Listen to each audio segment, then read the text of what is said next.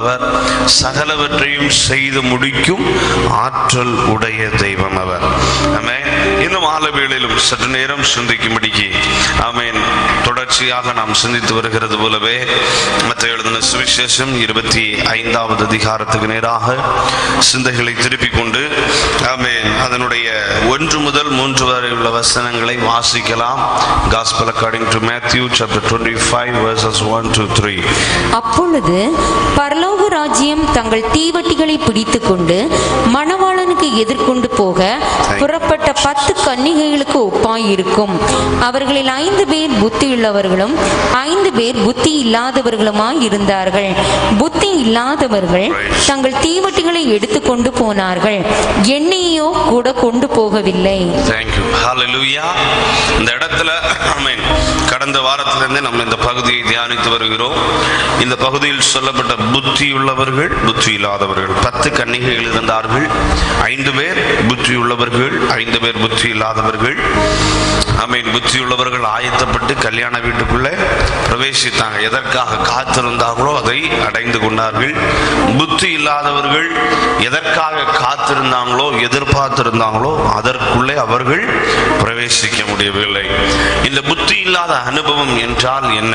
அந்த ஒரு கேள்விக்கான பதில தான் நாம் இந்த நாட்களில் பார்த்து வருகிறோம். யாரை பரலோகம் ஆமென் வேதம் இன்னும் தேவன் புத்தி இல்லாதவர்களாக பார்க்கிறது என்பதை நாம் இந்த புத்தகத்திலிருந்து வேதத்திலிருந்து நாம தியானித்து வருகிறோம். ஒன்று, யார் ஒருவர் தேவனுடைய சித்தத்தை இன்னதென்று உணரவில்லையோ அவர்கள் புத்தி இல்லாதவர்கள் என்று வேதம் சொல்லி இருக்கிறது.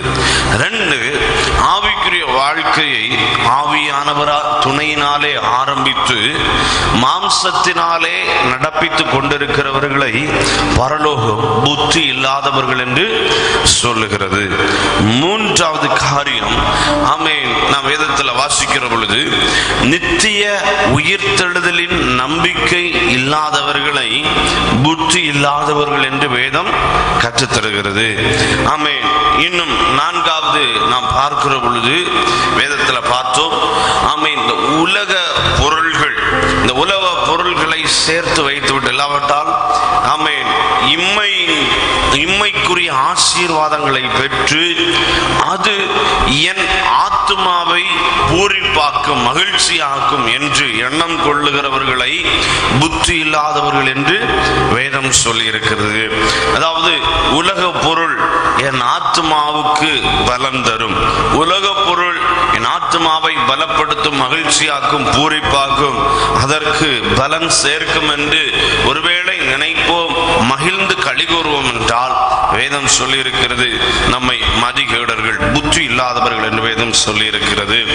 இன்னும் நேற்றைய தினத்தில் பார்த்தோம் ஆமென் தேவனுடைய சித்தம் இல்லாதபடி தேவனிடத்தில் கேட்டு பெற்றுக்கொண்டு தேவனை விட்டு தூரமாய் போகிற அனுபவம்.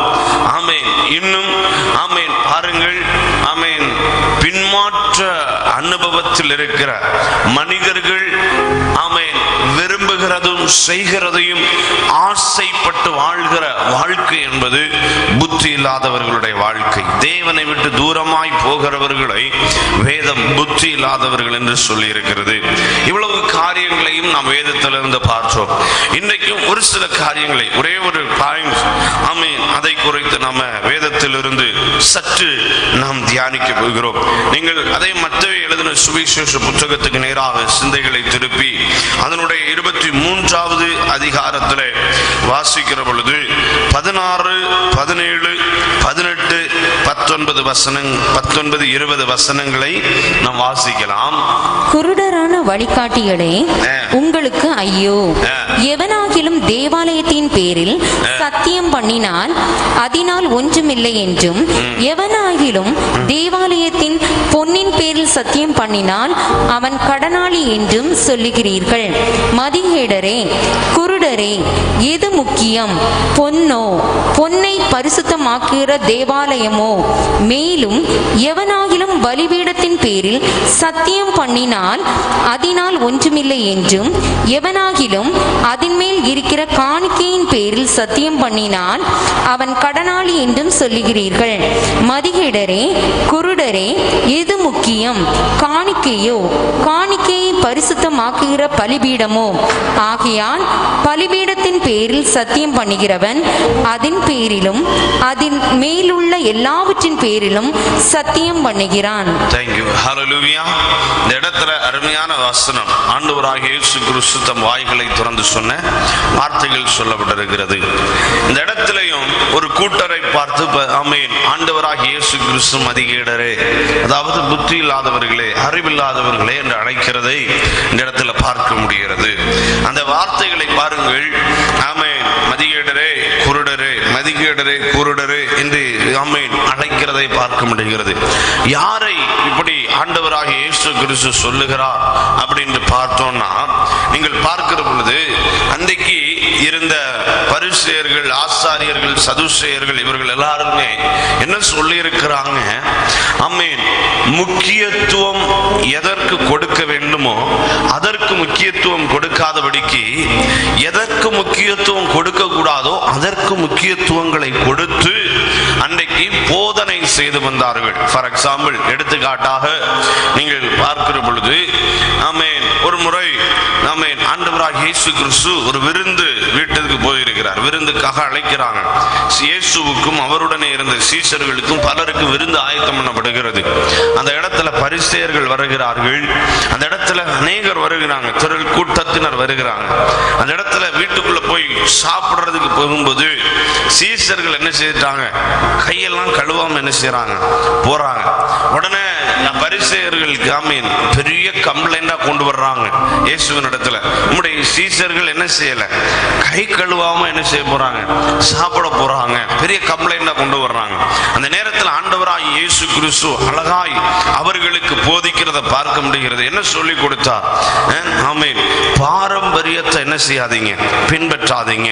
அந்த கடைசி பகுதியில் வருகிற பொழுது, நீங்களோ மனுஷருடைய பாரம்பரியங்களை உபதேசங்களாக என்ன செய்கிறீங்க? போதித்து கொண்டு வருகிறீர்கள். ஆனால் தேவனுடைய கற்பனைகளையோ விட்டு விட்டீர்கள் அப்படி என்று சொல்லுகிறார். தகப்பனையும் தாயும் கனம் பண்ணுகிறதை குறித்தும் அப்படிதான் சொல்லப்பட்டிருக்கிறது. ஆமீன். இப்படி நிறைய விஷயங்கள் இன்றைக்கு பாருங்க, இப்படிப்பட்ட சூழ்நிலைகள் அநேகம் இந்த பூமியில நடந்து கொண்டிருக்கிறது. மனிதனுடைய வாழ்க்கையில எதை முக்கியத்துவம் வாய்ந்ததாக கருத வேண்டுமோ அதை முக்கியத்துவம் வாய்ந்ததாக கருதாமல், எதை ஆமீன் செகண்டரி திங்ஸ் ஆக, எதை ஆமீன் முக்கியமற்றதாக கருத வேண்டுமோ அதை முக்கியமற்றதாக கருத தெரியாத ஒரு நபரை பரலோகம் எப்பொழுதும் புத்தி இல்லாதவர்களாக பார்க்கிறது. கரங்களை உயர்த்தி கர்த்தருக்கு மகிமை செலுத்துங்க. ஹல்லேலூயா. உலக ஜனத்தை போல நம்முடைய பார்வை இருக்கக்கூடாது. இப்பிரபஞ்சத்திற்கு ஒத்த ஜனங்களைப் போல நம்முடைய பார்வை இருக்கக்கூடாது. நம்முடைய கவனம், நம்முடைய புரிந்து கொள்ளுதல், நம்முடைய கண்களுடைய பார்வை, நம்முடைய இருதயத்தின் தியானம் அப்படி இருக்கக்கூடாது. உலக ஜனம் வித்தியாசமா ஆமீன், உலக ஜனத்தை பொறுத்தளவில் வித்தியாசமான ஒரு ஆமீன் பொருட்கள் முக்கியத்துவம் வாய்ந்ததாக இருக்கும். ஆனால் தேவ ஜனங்களை பொறுத்தவரையிலும் கர்த்தர் அவைகளை பிற்பட்டதாக வைக்கிறார். இரண்டாவதுதான் அதற்கு நீங்கள் முக்கியத்துவம் கொடுக்க வேண்டும். இந்த இடத்துல அன்றைக்கு பரிசேயர்கள் எல்லாம் எப்படி போதித்து வைத்திருந்தாங்கன்னா, ஆமீன் தேவாலயம் இருக்கிறது. தேவாலயம் அது ஆமீன் சாலமோனுடைய நாட்கள்ல மிக அருமையாய் கட்டப்பட்டிருந்தது. அதன் பிற்பாடு இடிக்கப்பட்டு செருபாபேலினால் கட்டி எழுப்பப்பட்டிருக்கிறது. ஆமீன். இந்த ஆலயம் பொன்னினால் அலங்கரிக்கப்பட்டிருக்கிறது. வெண்கலம், பொன்னினால், வெள்ளியினால் இப்படி எல்லாம் அலங்கரிக்கப்பட்டிருக்கிறது. ஆமீன். அந்த இடத்துல அவங்க எதை போதிச்சிருக்கிறாங்க பாருங்க. எதை அவர்கள் ஆமீன் எல்லா ஜனங்கள் மத்தியிலையும் ஆமீன் அறிமுகப்படுத்தி இருக்கிறாங்கன்னா, தேவ ஆலயம் அல்ல முக்கியம், தேவ ஆலயத்தில் உள்ள பொன் மிக முக்கியம் என்பதை அவங்க கற்று ஆமீன் பிறருக்கு போதித்திருக்கிறாங்க. இதான் மிகவும் முக்கியத்துவம் வாய்ந்தது. ஆலயத்தில் உள்ள பொன், ஆலயத்தில் உள்ள அந்த வெள்ளி, ஆலயத்தில் உள்ள அந்த ஆமீன் எல்லா காரியம், அந்த பனிமுட்டுகளுடைய ஆமீன் பனிமுட்டுகளை கூட சொல்ல, அந்த அந்த அந்த ஆபரணங்கள், அதாவது என்ன சொல்ல, அந்த உலோகங்கள், அந்த உலோகங்கள் அழிந்து போகிற உலோகங்களை முக்கியத்துவம் வாய்ந்த அப்படின்றதாக கற்பிக்கிறாங்க. அதனால என்ன சொல்லி இருக்கிறாங்க, நீங்க சத்தியம் பண்ணும் பொழுது தேவாலயத்தின் பேர்ல என்ன செய்யாதீங்க, சத்தியம் பண்ண வேண்டாம். தேவாலயத்தில் இருக்கிற பொன்னின் மேல என்ன செய்யுங்க, சத்தியம் பண்ணுங்க. தேவ ஆலயத்திலும் தேவ ஆலயத்தில் இருக்கிற பொன்னுக்கு முக்கியத்துவத்தை கொடுத்தார்கள். அந்த பொன் தான் ஆலயத்தை விலையேற பெற்றதாய் மாற்றுகிறது என்கிற எண்ணம் கொண்டவர்களாய் அன்றைய ஜனங்கள் இருந்தார்கள். 2 பலிபீடம், பலிபீடத்தை குறித்து சொல்லப்பட்டிருக்கிறது. அந்த பலிபீடத்தில் அதே எண்ணத்தை விதைத்திருந்தார்கள் ஜனங்களுக்குள்ளே. என்ன, ஆமீன், அந்த பலிபீடம் அல்ல முக்கியம், அந்த பலிபீடத்தில் பலியிடப்படுகிற காணிக்கைகள் தான் முக்கியம், அதாவது பலி பொருட்கள் தான் முக்கியம் என்பதை அன்றைக்கு போதித்திருந்தார்கள். நல்லா புரிந்து கொள்ள வேண்டும். ஆமென். தேவ ஆலயம் முக்கியம் அல்ல, பலிபீடம் முக்கியம் அல்ல, பொன் முக்கியம். அந்த காணிக்கை, அங்கே படைக்கப்படுகிற பலி பொருட்கள் முக்கியம். அதன் பேர்ல தான் சத்தியம் பண்ணணும், அதற்கு தான் முக்கியத்துவம் கொடுக்கணும் அப்படின்னு அன்றைக்கு போதித்திருந்தார்கள். அந்த இடத்துல அப்படி போதித்து வந்த பரிசேயரையும் சதுசேய கூட்டங்கள், பலவிதமான கூட்டத்தில் இருந்தாங்க. அவர்களை பார்த்து ஆண்டவராகிய இயேசு கிறிஸ்து அழைக்கிறார், மதிகேடரே, அதாவது புத்தி இல்லாதவர்களே, அறிவில்லாதவர்களே என்று அந்த இடத்தில் அழைக்கிறதை பார்க்க முடிகிறது. அழைத்து என்ன சொல்லுகிறார் பாருங்க. ஆமென், ஹல்லேலூயா. நீங்கள் 17வது வசனத்தை வாசியுங்கள். மதிகேடரே, குருடரே, மதிகேடரே, குருடரே, எது முக்கியம்? எது முக்கியம்? அங்க சப்ஜெக்ட் அதான் வருது. எது முக்கியம்? முக்கியத்துவம் வாய்ந்ததாக நீங்கள் கருதுகிறது என்ன? பொன்னை பரிசுத்தமாக்குகிற தேவாலயமோ? தேவாலயமோ? சிலர் நினைக்கிறாங்க தேவாலயம் அல்ல, தேவாலயத்தை வித்தியாசப்படுத்தி காட்டுவது தேவாலயத்தின் அலங்கரிப்பு, அந்த பொன் என்று நினைக்கிறாங்க. இல்ல, அன்றைக்கு ஆண்டவராகிய இயேசு கிறிஸ்து தெளிவுபடுத்துகிறார், பொன் அல்ல, அந்த விலையேற பெற்ற பொன் தான்.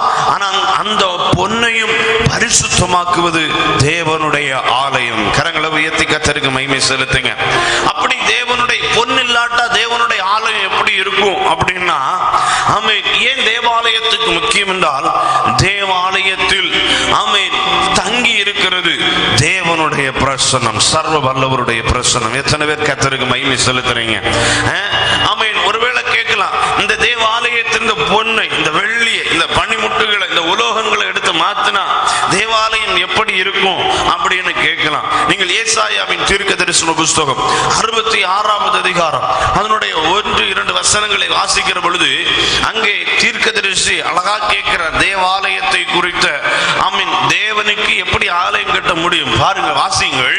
கர்த்தர் சொல்லுகிறது என்னவென்றால், வானம் எனக்கு சிங்காசனம், வானம் எனது சிங்காசனம், பூமி எனக்கு பாதபடி, எனக்கு பாதபடி, நீங்கள் எனக்கு கட்டும் ஆலயம், எனக்கு கட்டும் ஆலயம் எப்படிப்பட்டது? எப்படிப்பட்டது?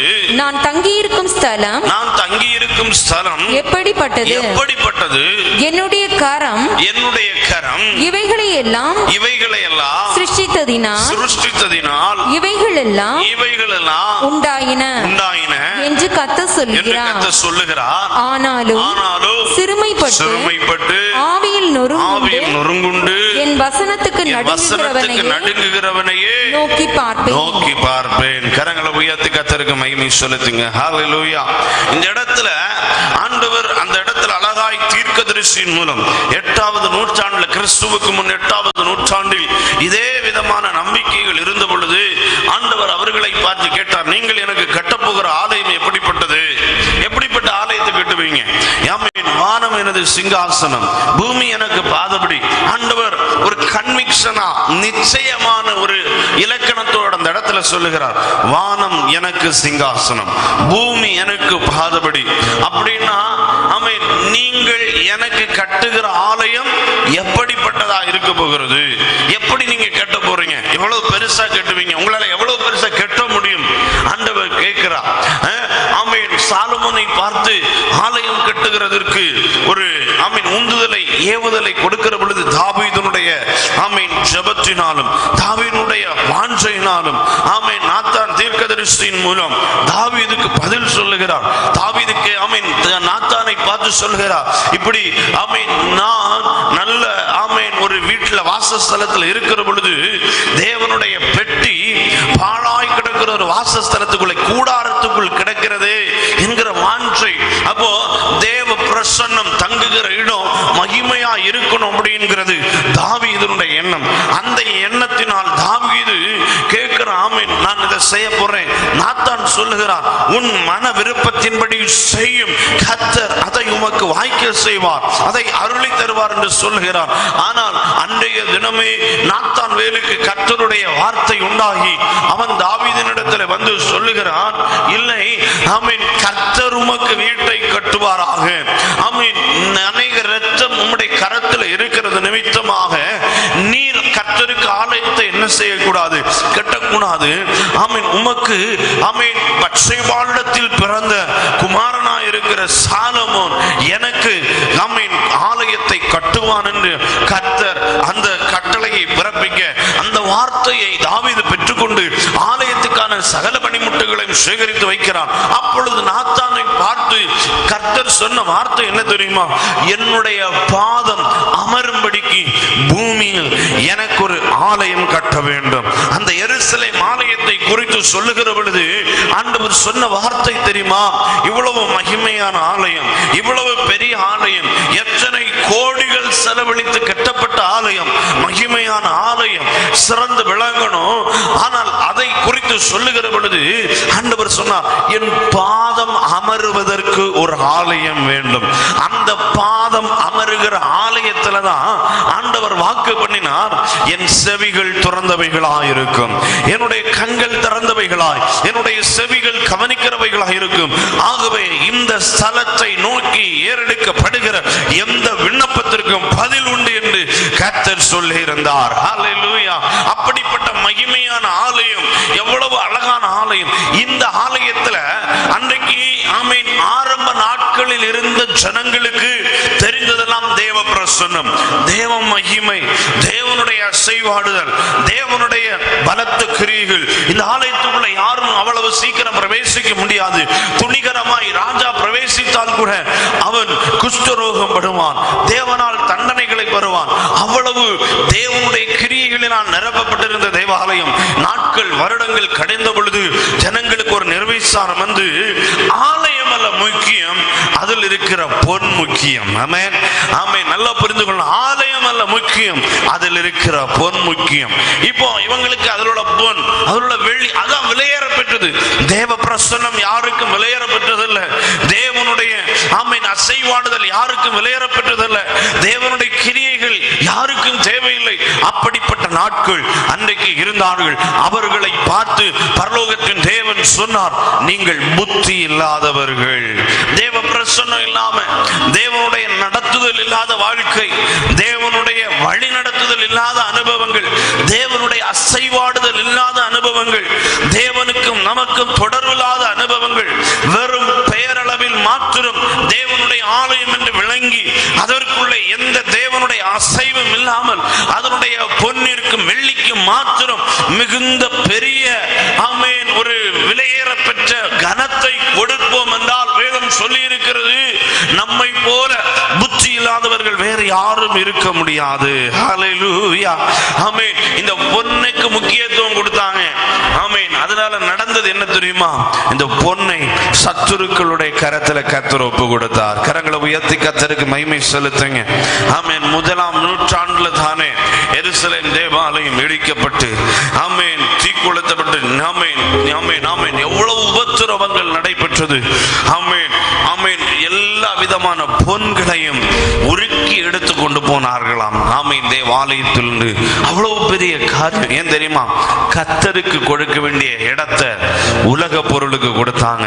புத்தி இல்லாத கூட்டத்தினர், ஆமென், அறிவில்லாதவர்கள். இன்றைக்கு சொல்றேன், ஆமென், தேவாலயம் எதற்கு முக்கியத்துவம் கொடுக்கணுமோ அதற்கு முக்கியத்துவம் கொடுக்க நாம பழகி கொள்ள வேண்டும். எத்தனை பேர் ஆமென் சொல்றீங்க? ஆமென். தேவனுடைய பார்வையில மனுஷ வாழ்க்கை நல்லா புரிந்து கொள்ள வேண்டும். இன்றைக்கு நினைக்கிறாங்க தேவாலயம் அல்ல முக்கியம், அதில் உள்ள பொன் முக்கியம். பலிபீடம் அல்ல முக்கியம், அதில் உள்ள காணிக்கை, அதில் உள்ள படைக்கப்படுகிற பலி பொருட்கள் முக்கியம். நீங்கள் 1 கொரிந்தியர் 3:21 வாசிக்கிற பொழுது, வாசிங்கள், அப்போஸ்தலன் பவுல் கொரிந்தியருக்கு எழுதின, ஆமென், 1ஆம் நிருபம் அதனுடைய 3வது அதிகாரம் அதனுடைய, ஆமென், ஹalleluya, தேங்க் யூ, 16வது வசனத்தை வாசிங்களேன். அதின்மேல் ஒருவன் கட்டினது நிலைத்தான். 1 கொரிந்தியர் 3:16. நீங்கள் தேவனுடைய ஆலயமாய் இருக்கிறீர்கள் என்றும், தேவனுடைய ஆலயமாய் இருக்கிறீர்கள் என்றும், தேவனுடைய ஆவி உங்களில் வாசமாய் இருக்கிறார் என்றும், உங்களில் வாசமாய் இருக்கிறார் என்றும் அறியாதிருக்கிறீர்களா? அறியாதிருக்கிறீர்களா? வேதம் எவ்வளவு அழகா சொல்லுது பாருங்க. நாம நினைக்கிறோம், ஏன்னா மனுஷனுடைய பொதுவான ஒரு அபிப்பிராயம், ஒரு எண்ணம் என்னன்னா, வாழ்க்கையில எது முக்கியம்னு பார்க்கக்கூடிய ஒரு பார்வை இல்லை. எது முக்கியம்னு தெரியல. வேதம் சொல்லுது, நீங்கள் தேவனுடைய ஆலயமா இருக்கிறீர்கள். ஆண்டவர் சொல்லுகிறார், அந்த ஆலயம் மிக முக்கியம். எது முக்கியம் அப்படின்னு கேட்கிறார் பாத்தீங்களா? ஆலயம் மிக முக்கியம். இன்னைக்கு நீங்கள் என்று சொல்லக்கூடிய அந்த தேவனுடைய ஆலயத்தை குறித்த கவலை அநேகருக்கு இல்லை. அந்த முக்கியத்துவம் அநேகருக்கு இல்லை. எனக்குள்ள ஒரு பரிசுத்த ஆவியானவர் வாசம் பண்ணுகிறார், நான் தேவனுடைய ஆலயமா இருக்கிறேன் என்கிற எண்ணமே இல்லை. அதை விட பாடுகிற பாடல்களுக்கும் ஆராதனை என்கிற பெயர்ல செய்யப்படுகிற எல்லாத்துக்கும் முக்கியத்துவம் கொடுக்கிறாங்க. ஆனால் தனிப்பட்ட பர்சனல் லைஃப்ல நான் தேவனுடைய ஆலயம். நல்லா கவனிக்கணும், நாம் பாடுற பாடல் ஆராதனையாக அவருடைய பரிசுத்த சமூகத்தில் பிரவேசிக்கணும்னா இந்த ஆலயம் பரிசுத்தமா இருக்கணும். இந்த இது ஆலயமா இருக்கணும். இது ஆலயமா இருக்கும்னா இதற்குள்ளிருந்து எழும்புகிற ஒவ்வொரு ஸ்தோத்திரமும் சிங்காசனத்தை அசைக்கிறதா இருக்கும். எத்தனை பேர் ஆமென் சொல்றீங்க? இது ஆலயமா இருக்கணும். அந்த எண்ணம் நமக்குள்ள வேணும். ஆலயத்தை தீட்டுப்படுத்தி கொண்டு வெறும் 1 மணி நேரம் 3 மணி நேரம் ஆராதிக்கிற இடத்துல வந்து பயபக்தியா நல்ல அபிஷேகத்தில் நிறைஞ்சு ஆராதிச்சாலும் அதனால எந்த பிரயோஜனமும் இல்லை. அபிஷேகத்தில் நிறைந்து ஆராதிக்கணும், நல்ல பாடல்களை பாடணும், பயபக்தியா இருக்கணும், ஆராதனை நேரங்கள் மிக முக்கியமாக கருதணும். ஆனால் அதைவிட முக்கியமாக வேண்டியது தேவனுடைய ஆலயம். அந்த பாடலை கூட பரிசுத்தப்படுத்துவது இந்த ஆலயம். எத்தனை பேர் ஆமென் சொல்றீங்க? ஆமே. வேதம் தெளிவாய் நமக்கு கற்றுத்தருகிற வார்த்தை, நாம ரொம்ப முக்கியமானவர்கள். தேவனுடைய பார்வையில நாம விலையேற பெற்றவர்கள். நம்மை குறித்து வேதம் மிக தெளிவாக, நீங்க புதிய ஏற்பாட்டில் படிச்சீங்கன்னா நிறைய பேர் சொல்லுவாங்க சரீரத்துக்கும் புதிய ஏற்பாட்டுக்கும் சம்பந்தம் இல்லைன்னு. நீங்க புதிய ஏற்பாட்டு பகுதிகளை, சபைக்குள்ள உபதேசங்களை நீங்க படிச்சு பார்த்தீங்கன்னா, ஆமென், ஒரு 75% மேல சபைக்கு கொடுக்கப்பட்ட உபதேசமே நம்ம சரீரத்துல எப்படி ஜீவ பலியா ஆண்டவருக்கு ஒப்பு கொடுத்து அவர் ஆராதிக்கணும், நம்முடைய சரீரத்தை பிசிக்கல் பாடி எப்படி பரலோக அங்கீகரிக்க வேண்டியதா இருக்கணும் என்பதை தெளிவுபடுத்துகிறது. இன்றைக்கு இந்த ஆமென் அறிவு இல்லாமல் செய்கிறதுனால அநேக வேளையில புத்தி இல்லாதவர்களுடைய ஆராதனைகளாய் நம்முடைய ஆராதனை மாறி போகிறது. ஆமே. ஏதோ கர்த்தருடைய சமூகத்தில் வந்தோன்னா பொதுவா ரிலிஜியன், மதம் அப்படின்னா என்ன நினைக்கிறாங்க? அது மதத்தினுடைய தத்துவம். அதுதான் ஆராதனை ஸ்தலத்துல வந்து பயபக்தியா, ஆமென், அப்படியே தெய்வத்தை பிரியப்படுத்த எப்படி முடியுமோ அப்படி செய்யலாம். உடனே தேவன் பிரியப்படுவார். காணிக்கை கொடுக்கலாம், படைக்கலாம், என்ன செய்யலாம். அது மதம். ஆனால் இது மதம் அல்ல, இது அனுபவம், தனிப்பட்ட வாழ்க்கையின் அனுபவம். கிறிஸ்தவ வாழ்க்கை என்பது எது தெரியுமா? 3 மணி நேரம் உள்ள ஆராதனை அல்ல முக்கியம். இந்த 3 மணி நேரத்தில் நீ தேவனுடைய சபையாய் ஒருமித்து தேவனிடத்தில் பெற்றுக்கொண்டதை மீதி உள்ள மணி நேரங்கள் எப்படி அதை பயன்படுத்தி கர்த்தரை ஆராதிக்கிறாய் என்பதுதான் ரொம்ப முக்கியம். இங்க உள்ள பெற்றுக்கொண்டது, இது கற்றுக்கொள்ளுகிற இடம், இது பயின்று கொள்ளுகிற இடம். இது பெற்றுக்கொண்டதை இந்த கட்டடத்துக்கு வெளியே போய் ஒருவேளை வாரத்துல ஒரு நாள் தான் கர்த்தருடைய சமூகத்தில் வருகிறதற்கான வசதி எனக்கு இருக்கலாம், பிரச்சனை இல்லை. அந்த ஒரு நாள் நீ கர்த்தருடைய சமூகத்தில் நீ பெற்றுக்கொண்டதை மற்ற 6 நாட்களும் இரவும் பகலும் எப்படி அவைகளின் மூலம் உன் கர்த்தரை தொழுது கொள்ளுகிறாய் என்பதுதான் மிக முக்கியம். அதான் ரொம்ப முக்கியம். சும்மா ஆமென் எப்படியோ வாழ்ந்து எதையோ செய்து முடிச்சுட்டு நானும் கர்த்தரை ஆராதிக்கிறேன், இந்த நேரம் ரொம்ப முக்கியம். சிலர் அப்படிதான், எந்த கூட்டத்துக்கும் வர்றது இல்லை. ஆனா தாங்கள் ஞாயிற்றுக்கிழமை மட்டும் தாங்கள் விரும்புறது ஏதோ ஒன்று நடக்கலன்னா அப்படியே ஒரு மாதிரி இருக்கும். இல்ல, அது அல்ல கிறிஸ்தவ வாழ்க்கை. ஆமென். காணிக்கை அல்ல, பலி அல்ல, அந்த பலிபீடம் மிக முக்கியம்.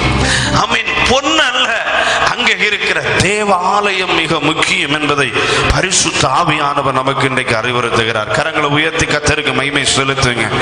அந்த ஆலயம் ரொம்ப முக்கியம், அந்த பலிபீடம் முக்கியம். நாம் தேவனுடைய ஆலயமாய் இருக்கிறோம், நாம் அந்த பலிபீடமாய் இருக்கிறோம். பலிபீடம் தான். இந்த பலிபீடத்தில் அர்ப்பணிக்கப்படுகிற ஒவ்வொன்றையும் பரலோகம் சுகந்த வாசனையாய் அங்கீகரிக்க வேண்டும். அந்த பலிபீடம் தான் படைக்கப்படுகிறவைகளை பரிசுத்தமாக்குகிறது. அந்த ஆலயம் தான் அங்க இருக்கிற அத்தனை காரியங்களை பரிசுத்தமாக்குகிறது. நம்முடைய செயல்கள் எல்லாம் ஆராதனையாக மாறணும். வெறும் பாடல் அல்ல ஆராதனை. நம்முடைய பேச்சு ஆராதனையாய் மாற வேண்டும். நம்முடைய பார்வை ஆராதனையாய் மாற வேண்டும். நம்முடைய செவிகள் கேட்கிறவைகள் ஆராதனைகளாக மாறணும். நம்முடைய சிந்தனைகள் ஆராதனைகளாக மாறணும். நம்முடைய எண்ணங்கள் ஆராதனைகளாக மாறணும். நம்முடைய தியானங்கள் ஆராதனைகளாக மாறணும். நம்முடைய நடைகள் ஆராதனைகளாக மாறணும். நம்முடைய நடை உடை பாவனைகள் அனைத்தும் ஒவ்வொரு அசைவுகளும் தேவனுடைய சமூகத்தில் அவர் ஆமென் சுகந்த வாசனையாய் ஆமென் முகர்ந்து கொள்ளத்தக்கதாய் இருக்க வேண்டும். எத்தனை பேர் விரும்புறீங்க? எத்தனை பேர் புரிந்து கொள்ளுகிறீங்க? ஹல்லேலூயா. அப்படின்னா இந்த ஆலயத்தை குறித்த ஒரு வைராக்கியம், ஒரு முக்கியத்துவம் நமக்குள்ள இன்னைக்கு காணப்பட வேண்டும். இந்த முக்கியத்துவம் இல்லாததுனாலதான் சில நேரத்தில் மூடருடைய ஆராதனை என்று வேதம் அழைக்கிறது. இதை நீங்கள் பிரசங்கியின் புத்தகம் 5வது அதிகாரம் 1வது வசனத்தை வாசிக்கிற பொழுது, பிரசங்கின் புத்தகம் 5வது அதிகாரம் 1வது வசனத்தில் இப்படி சொல்லப்பட்டிருக்கிறது. நீ தேவாலயத்துக்கு போகும்போது உன் நடையை காத்துக்கொள். மூடர் பலியிடுவது போல. பாருங்க, நல்லா கவனிக்கணும். இந்த இடத்துல தேவாலயத்துக்கு போகும்போது அப்படின்னா ஆமென் உன்னுடைய ஆவிக்குரிய வாழ்க்கையில எப்படி இருக்கணும்? உன் நடையை காத்துக்கொள்ளணும். உன் வாழ்க்கையை நீ பத்திரமாய் பாதுகாத்துக் கொள்ள வேண்டும். அடுத்த சொற்றொடர் phrase இப்படி வருது, மூடர் பலியிடுவது போல. பலியிடுவதை பார்க்கிலும் செவி கொடுக்க சேர்வதே நலம். நீ கீழ்ப்படுகிறதற்கு கர்த்தர் என்ன சொல்லுகிறார் என்பதை செவி கொடுத்து அதற்கு கீழ்ப்படிய சேர்வதே நலம். ஏன்? மூடர் என்ன நினைக்கிறாங்களா? தாங்கள் செய்கிறது தீமை என்று அறியாது இருக்கிறாங்க. எது? கர்த்தர் ஆராதிக்கிறது.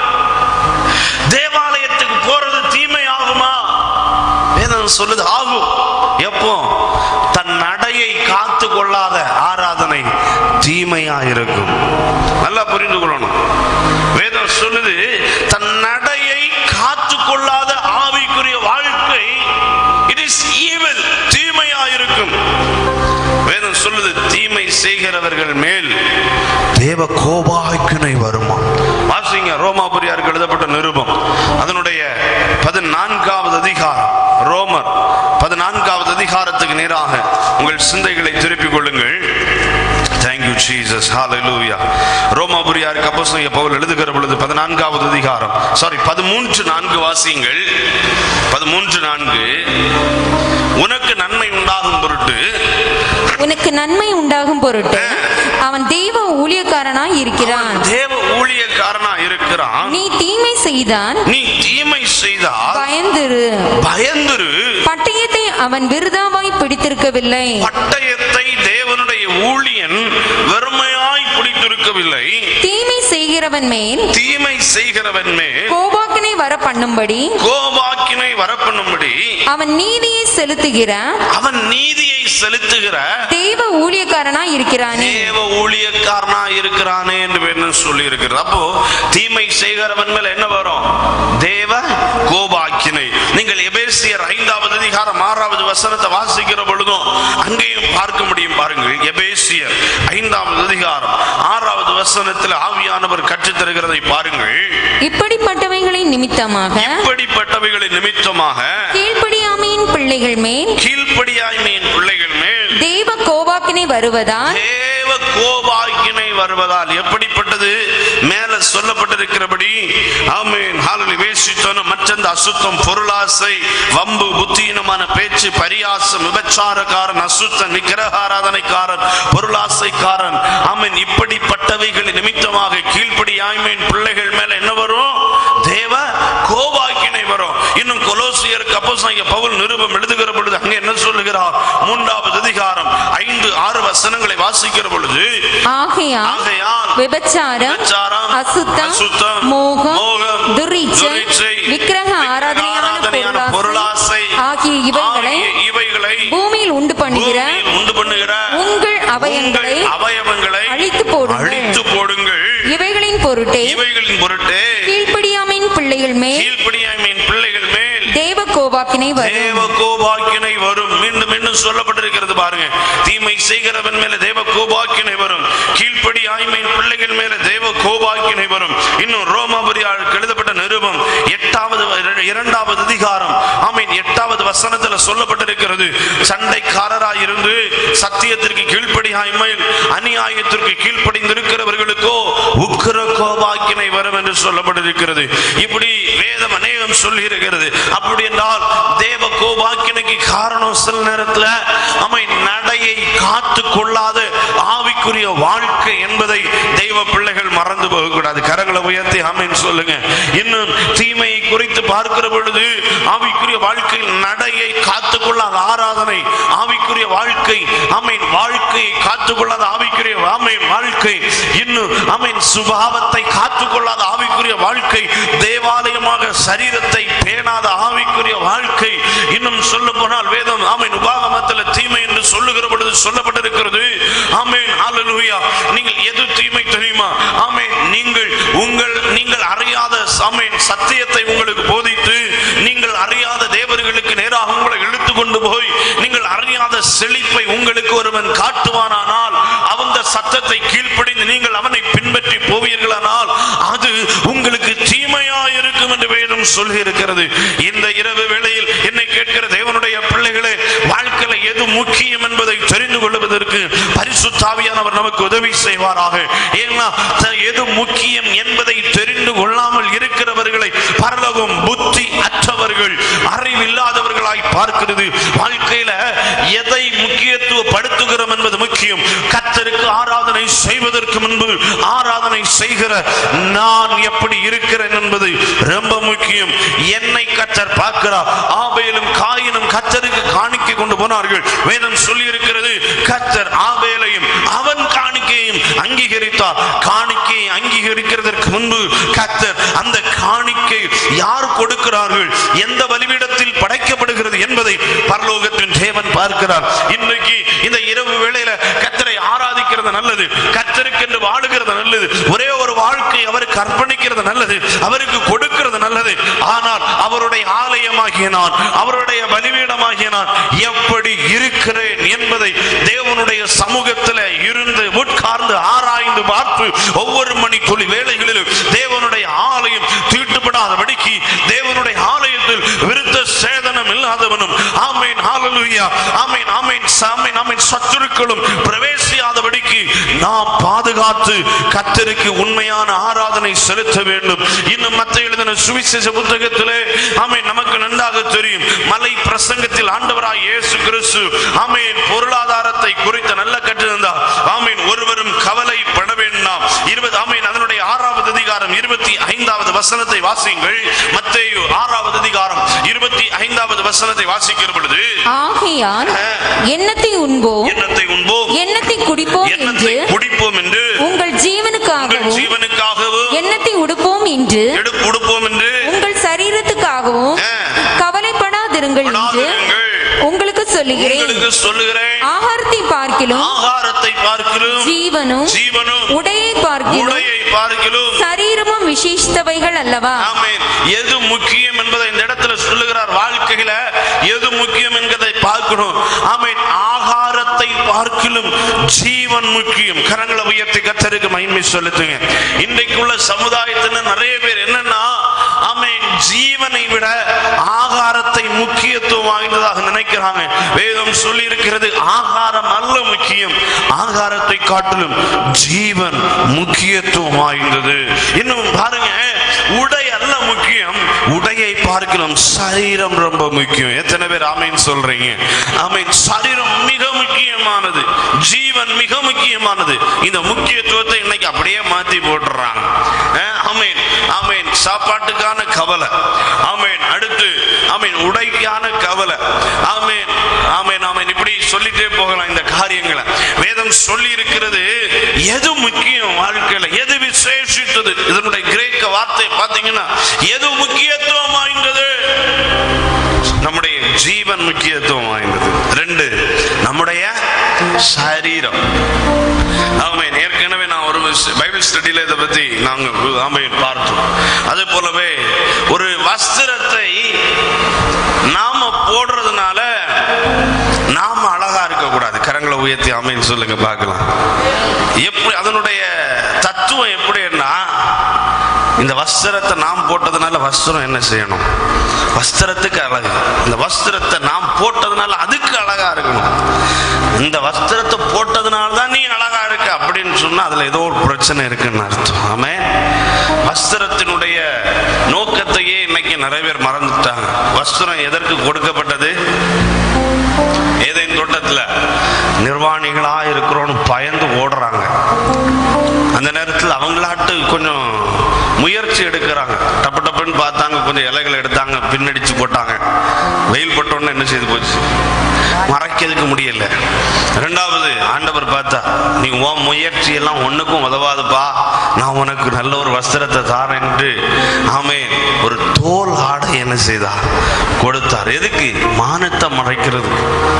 வெளிப்படுத்தின விசேஷம் வரும்போதும் ஆண்டவர் சொல்றாரு, அவர் சீக்கிரம் வரப்போறார், உன் மானம் காணப்படாதபடிக்கு பத்திரமா ரொம்ப கவனமா அப்படின்னு சொல்ற. அப்படின்னா இன்னைக்குள்ள உலகம் எப்படி மாறி போச்சுன்னா, மானத்தை மறைக்கிறதுக்கல்ல, ட்ரெஸ் ஃபேஷனுக்கு மாறி போச்சு. இன்னைக்கு எல்லா நோக்கங்கள் மாறி போச்சு. இன்னைக்கு சரீரத்திற்கான கவலை இல்லை, அதை விட கவலை எதுக்கு? உடைக்கான கவலைகள். முக்கியத்துவம் எதற்கு கொடுக்கிறோம்? எதற்கு முக்கியத்துவம் கொடுக்கணுமோ அதற்கு முக்கியத்துவம் கொடுக்கணும். இன்னைக்கு பாருங்கன்னா தேவையில்லாத கவலை மனுஷனுக்கு. நிறைய பேருடைய சரீரத்துல ஏன் வியாதின்னு நினைக்கிறீங்க? நிறைய பேருக்கு மன அழுத்தம் எதற்குன்னு நினைக்கிறீங்க? தேவையில்லாத கவலைகள். தேவையில்லாத கவலைகள் இல்ல. இந்த கவலையை நீங்க சுமக்கிறதுனால எதை நீங்க சாதிக்க போறீங்க? ஏதாவது பிரயோஜனம் உண்டான்னு கேட்டா, 10 வருஷம் 15 வருஷத்துக்கு முன்னால் இருந்த அனுபவங்களை நினைச்சு கவலைகளை தூக்கி சுமந்துட்டு வேதம் சொல்லுது, உங்கள் ஜீவன் மிகவும் முக்கியத்துவம் வாய்ந்தது, உங்களுடைய சரீரம் மிகவும் முக்கியத்துவம் வாய்ந்தது. இதை மாத்தாதீங்க. இதை அல்லாமல் வேற எந்த காரியத்தின் மேலையும் உங்கள் கவலைகளை கொண்டு வைக்காதீங்க. எத்தனை பேர் ஆமீன் சொல்றீங்க? கவலைப்பட்டதுனால ஒன்றும் நடக்க போறது இல்லை. கவலைப்படாமலே இருங்க, கர்த்தர் காரியங்களை பார்த்து கொள்ளுவா. எத்தனை பேர் ஆமீன் சொல்றீங்க? நிறைய பேருக்கு நரம்பு சம்பந்தமான பிரச்சனைகள் வர காரணமே கவலைகள். கவலைகள். இதுல பெரிய பிரச்சனை என்னன்னா, தேவ பிள்ளைகளுடைய வாழ்க்கையில் இந்த ஆமீன் பிரச்சனைகள் வருகிறதா? கவலைகளை விடவே மாட்டாங்க. ஆண்டவர் மறக்க வச்சா கூட மறக்க மாட்டாங்க. ஆதியாகமத்துல எனக்கு பிடிச்ச ஒரு சம்பவம் பாருங்க. மனுஷன் தனிமையா இருப்பது நல்லதல்லன்னு கண்டு ஆதாமுக்கு அயர்ந்த நித்திரையை வர பண்ணினார். அவன் நித்திரை ஆனான் என்று சொல்லப்பட்டது. அந்த வார்த்தை பாருங்க. அந்த வார்த்தை படிக்கிற பொழுது ஆதியாகமம் அதனுடைய 3வது அதிகாரத்தில் 2வது அதிகாரத்தில் பாருங்க. ஆமென். அதனுடைய 21வது வசனத்தை வாசிக்கிற பொழுது, அப்பொழுது தேவனாகிய கர்த்தர் ஆதாமுக்கு அயர்ந்த நித்திரையை வர பண்ணினார். அவன் நித்திரை அடைந்தான். ஆமென். இந்த வார்த்தை பார்த்தீங்களா? ஆண்டவர் வர பண்றாரு, அவன் நித்திரை அடைந்தான். இன்னைக்கு நிறைய பேருக்கு ஆண்டவர் இந்த இளைப்பாறுதலை கொடுத்தாரு, நிறைய பேருக்கு இளைப்பாறுதல் வரல. தான் பிரச்சனை. ஆண்டவர் நிறைய பேரத்துல கவலையை மறக்க பண்றாரு, ஆனா மறக்க மாட்டான். இருந்து யோசிக்கிறாங்க. எத்தனையோ பேரை தெரியும் இன்னைக்கு வாழ்க்கை இழந்து கொண்டிருக்கிறான். ஆண்டவர் எடுத்து மாற்றிடுறாரு கவலைய. ஆண்டவர் தம்முடைய ஊழியர்களை கொண்டு வாக்குத்தத்தங்களை கொடுத்து கவலைகள் எல்லாம் எடுத்து மாற்றார். தேவையில்லாத கவலை, சொந்தங்களை குறித்த பந்தங்களை குறித்த கவலை. ஆண்டவர் சொல்ற அதெல்லாம் முக்கியம் இல்ல. நீ உன்னுடைய ஜீவன் மிக முக்கியம், உன்னுடைய சரீரம் மிக முக்கியம், உன்னுடைய ஆத்மா மிக முக்கியம், உன்னுடைய ஆமென் வாழ்க்கை ரொம்ப முக்கியம். இதை விட்டுட்டு யார் எதெல்லாமோ நினைச்சு கவலைப்பட்டு நிறைய பேர் பலவீனராய் மாறிவிட்டார்கள், சுகவீனராய் மாறிவிட்டார்கள். தேவையில்லாத கவலைகள். ஆண்டவர் மறக்க செய்தாலும் மறக்க மாட்டேன் பிடிவாதம் பிடிக்கிறாங்க நிறைய. இன்னைக்கு ஆண்டவர் சொல்லுகிறார், புத்தி இல்லாதவர்களா இருக்காதீங்க, புத்தி உள்ளவர்களா இருங்க. நாம பரலோக ராஜ்யத்தை சுதந்திரிக்க முடியும். எத்தனை பேர் ஆமீன் சொல்றீங்க? ஆமீன். அப்படின்னா ஒரு ஆமீன். இதுவரைக்கும் பார்த்த காரியங்களை வரிசையா சொல்லுங்க பார்க்கலாம். யாரை பரலோகம் புத்தி இல்லாதவர்களாக பார்க்கிறது? சொல்லுங்க வேகமாய். உண்டு, கர்த்தருடைய சித்தம் இன்னதென்று உணர்ந்து கொள்ளாதவர்கள், புத்தி இல்லாதவர்கள். 2, ஆவியானவருடைய உதவியாலே கொண்டு ஆரம்பிக்கப்பட்ட ஆவிக்குரிய வாழ்க்கைய மாம்சத்துல கொண்டு இப்ப நடத்திக்கிட்டு இருக்கிறாங்கல்ல, அவங்கள பார்த்து பரலோகம் சொல்லுது, நீங்கள் புத்தி இல்லாதவர்கள். 3, நித்திய உயிர்த்தெழுதலை குறித்த நம்பிக்கை இல்லாதவர்களை குறித்து வேதம் சொல்லி இருக்கிறது, நீங்கள் புத்தி இல்லாதவர்கள். 4, யாரு? இம்மைக்குரிய பொருளாதாரத்தை வைத்துவிட்டு அது என் ஆத்மாவை மகிழ்ச்சியாகும், பூரிப்பாகும். அவன் என்ன சொல்றான்? அநேக வருஷங்களுக்கு சேர்த்து வைக்கிறேன், நீ புசித்து குடித்து பூரிப்பாயிரு அப்படின்னு சொல்றான். அடுத்த வார்த்தை வருது, மதிகேடனே, புத்தி இல்லாதவனே. அப்படின்னா யாரை புத்தி இல்லாதவர்கள் என்று வேதம் சொல்லி இருக்கிறது பாருங்க.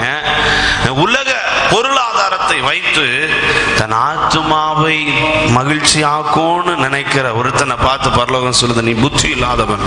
5, ஆண்டவரிடத்துல தேவ சுத்தம் இல்லாமல் ஆண்டவரிடத்தில் சில காரியங்களை கேட்டு பெற்றுக்கொண்டு ஆண்டவரை விட்டு தூரம் போகிறவன், அவன் யாரு? புத்தி இல்லாதவன் என்று வேதம் சொல்லுது. 6வதாக, வாழ்க்கையில எதற்கு முக்கியத்துவம் கொடுக்கணுமோ அதற்கு முக்கியத்துவம் கொடுக்க தெரியாதவர்களை பரலோகம் புத்தி இல்லாதவர்களாக அழைக்கிறது. தேவையில்லாத அநேக ஃபேமிலியில சமாதான குறைவுக்கு காரணமே எதுக்கு முக்கியத்துவம் கொடுக்கணுமோ அதுக்கு முக்கியத்துவம் கொடுக்கறது இல்லை. எதுக்கு முக்கியத்துவம் கொடுக்கணுமோ அதுக்கு முக்கியத்துவம் கொடுக்க மாட்டாங்க, கொடுக்க வேண்டாததுக்கு முக்கியத்துவம் கொடுப்பாங்க. ஃபேமிலிக்குள்ள சண்டை, சச்சரவு, சமாதானமின்மை, கவலை, நிறைய பிரச்சனை. திருப்பியும் ஆவியானவர் ஞாபகப்படுத்துறார், அநேகருக்கு இருக்கக்கூடிய மன அழுத்தம், அநேகர்களுக்கு இருக்கக்கூடிய நரம்பு சம்பந்தமான வியாதி, பிரச்சனையே என்னன்னா கவலை, தேவையில்லாத கவலை, பழைய காரியங்களை நினைச்சு, சொந்த பந்தங்களை நினைச்சு, தேவையில்லாத, தனக்கு அந்த பிரச்சனையினால எந்த ஆபத்தும் வரவில்லை, நஷ்டமும் வரவில்லை. அப்படி நஷ்டங்கள் வந்தா கூட அந்த நஷ்டங்களை கர்த்தர் நிவர்த்தியாக்கி இந்நாள் வரைக்கும் எல்லாரையும் காட்டிலும் மேலாகத்தான் நம்முடைய ஜனங்களை வச்சிருக்கிறார். அப்படி வைக்கப்பட்டிருந்தும் தேவையில்லாத கவலை, முக்கியத்துவம் கொடுக்க வேண்டாத காரியங்களுக்கு முக்கியத்துவம் கொடுத்து இருக்கிறது நிமித்தம் அநேகர்கள் இன்றைக்கு கண்ணிகளுக்குள்ள பிரசங்கி இருக்கிறாங்க. வேதம் சொல்லுது தேவாலயம் ரொம்ப முக்கியம், பலிபீடம் ரொம்ப முக்கியம், ஆமென், ஜீவன் ரொம்ப முக்கியம், சரீரம் ரொம்ப முக்கியம். எத்தனை பேர் கர்த்தருக்கு மகிமை செலுத்துறீங்க? ஆண்டவரே, ஒவ்வொரு மணித்துளி வேலைகளிலும் இந்த வேதத்துல பார்த்தா நிறைய முக்கியத்துவம் எது என்று வேதம் நமக்கு கற்றுத்தரும். அடிப்படையா இது நமக்கு தேவை. என்னுடைய ஜீவன் ரொம்ப முக்கியம். அதை சும்மா நான் சொல்லிடக்கூடாது. சிலர் சொல்லுவாங்க, ஏன் கொஞ்சம் புத்தியா இதை செய்யலாம்ல அப்படின்னு கேட்டா சொல்லுவாங்க, என்னைக்கோ சாவ போறோம், இன்னைக்கு அப்படி சாவ முடியாது. சாகிறவனுடைய சாவை கர்த்தர் என்ன செய்ய மாட்டாராம்? விரும்ப மாட்டார். எத்தனை பேர் கர்த்தருக்கு அர்ப்பணிக்கிறீங்க? கண்களை மூடி ஆண்டவருடைய சமூகத்தில். ஆமென். சிலருடைய வார்த்தைகளினாலே சில கண்ணிகளுக்குள் அகப்பட்டிருக்கிறோம். புத்தி இல்லாதவர்களாக கர்த்தருடைய பார்வையில் இருக்கக்கூடாது. இதெல்லாம் சின்ன சின்ன விஷயங்கள். இந்த புத்தி இல்லாத அனுபவம் வாழ்க்கையில இனிமேல் நமக்கு வேண்டாம். பரலோகம் நம்மை புத்தி உள்ளவர்களாக பார்க்கட்டும். ஆவியானவர் இந்த வார்த்தைகளை ஒவ்வொரு வாரமும் நமக்கு ஆமென் தொடர்ச்சியா பேசுறாருன்னா நம்மிடத்துல ஏதோ ஒரு மாற்றத்தை விரும்புறாருன்னு அர்த்தம். ஏதோ ஒரு அசைவை விரும்புறாருன்னு அர்த்தம். அவர் நம்ம உருவாக்குறாருன்னு அர்த்தம். ஒவ்வொரு மீட்டிங்லயும் ஒவ்வொரு பிரசங்கம் விதவிதமா பண்ணிட்டு போயிடலாம் ஈஸியா. ஆனா அதல்ல, நாம பரலோகத்துக்கு ஆயத்தப்படணும். குயவனுடைய கரத்துல இருக்கிற அனுபவம் நமக்குள்ள வரணும். உருவாக்கப்படணும். முற்காலத்தில் ஒவ்வொரு தேவ மனிதர்களும் அவங்க கர்த்தருடைய சமூகத்தில் வரும்போதெல்லாம் அவர்கள் உடைக்கப்பட்டு கேட்ட ஒரே வார்த்தை, ஆண்டவர்கிட்ட என்னை உருவாக்கும் ஆண்டவரே, என்னை உருவாக்கும் ஆண்டவரே. நம்மை கர்த்தர் உருவாக்கி கொண்டிருக்கிறார். அவருடைய சித்தத்தை அறியணும். ஆவியானவராலே இந்த ஆவிக்குரிய வாழ்க்கை நடத்தப்படணும். நித்திய உயிர்த்தெழுதலின் நம்பிக்கை வேணும். ஆத்துமாவை பூரிப்பாக்குகிறதற்கு இந்த உலகத்தின் வல்லமை அல்ல, சர்வ வல்ல தேவனாலே மாத்திரம் முடியும் என்கிற நம்பிக்கை வேணும். ஆமென். தேவனிடத்துல அவருக்கு சுத்தம் இல்லாததை கேட்டு வாங்கி தூரத்துக்கு போயிடக்கூடாது. அவரு கூடயே வாழணும். அவருடைய நிழல்லே வாழணும். அவருடைய பிரசன்னத்திலேயே வாழணும். வாழ்க்கையில எது முக்கியத்துவம், எதுக்கு நம்ம செலவழிக்கலாம், எதுக்கு நம்ம நேரத்தை செலவழிக்கலாம், நம்முடைய உழைப்பை செலவழிக்கலாம் என்கிறதெல்லாம் எது முக்கியத்துவம் என்கிறத அறியணும். அந்த அறிவு இல்லாவிட்டால் நம்முடைய ஆராதனை தவறாகும், வாழ்க்கை நோக்கம் தவறாகும், தரிசனம் தவறாகும், எல்லாம் தவறாகி போயிடும். எதை உயர்த்தணுங்கிற அறிவு நமக்கு வேணும்.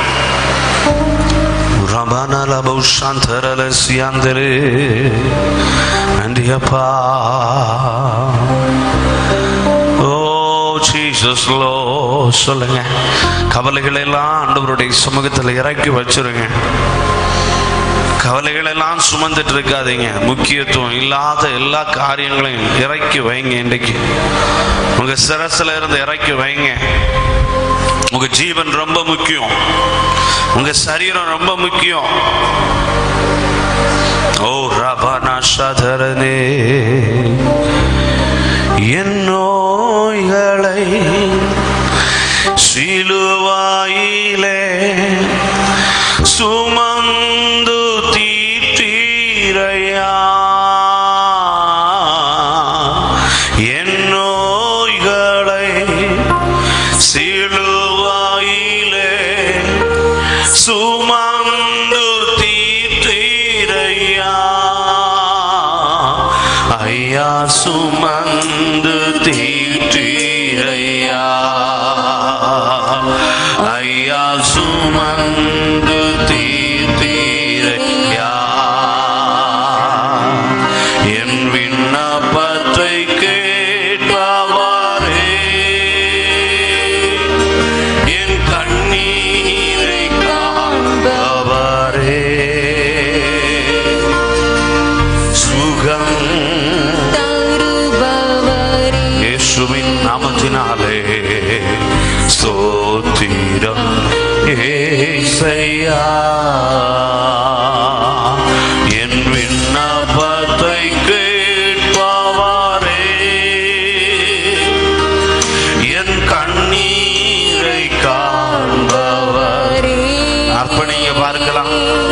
சரீரத்தில் இருக்கிற எல்லா வியாதிகளையும் சுகப்படுத்த இந்த இரவு நான் பிரசங்கிக்கிறேன். இயேசு போதுமானவர்.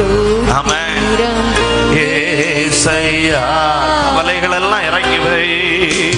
சித்தமுண்டு நீ சுத்தமா ஓ என்று சொல்லி சுகமாக்கி நீ. ஐயா, நீ சுத்தமாக சுத்த என்று சொல்லி சுகமாக்கி நீ. ஐயா என்று சொல்லி. கர்த்தருடைய கரம் இன்னைக்கு ஒரு சிலர் மேல வைக்கப்படுகிறது. ஒரு சில விடுதலையை சுதந்திரித்துக் கொள்றீங்க இப்பொழுது. ஓ ஐயா, ஐயா என்று சொல்லி சுகமாக்கினே. ஐயா என்று சொல்லி சுகமாக்கினே.